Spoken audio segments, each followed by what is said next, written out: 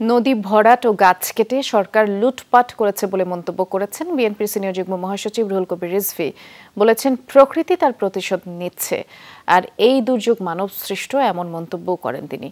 রাজধানীর মিরপুর এলাকায় পানি ও স্যালাইন বিতরণ করেন। এরপরে বলেন, শ্রমিকের মৌলিক অধিকার নিশ্চিত করতে না পারলে সেটা উন্নয়ন নয়। জনগণের ভোটে আওয়ামী লীগ নির্বাচিত নয়, এমন সরকারকে জনগণ কেন রক্ষা করবে, এমন প্রশ্নও তোলেন তিনি।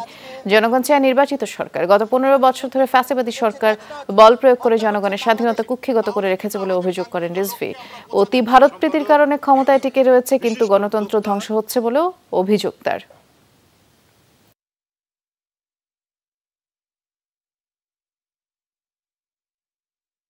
সারাদিন রিক্সা চালিয়ে কয় টাকা পাবে?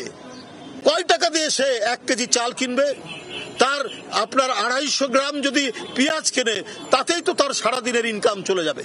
তাহলে উন্নয়ন কি শুধু আপনার ওই বড় বড় বিল্ডিং দেখালেই উন্নয়ন? না, উন্নয়ন হচ্ছে মানুষকে আত্মনির্ভরশীল করা, মানুষের কর্মসংস্থান হওয়া।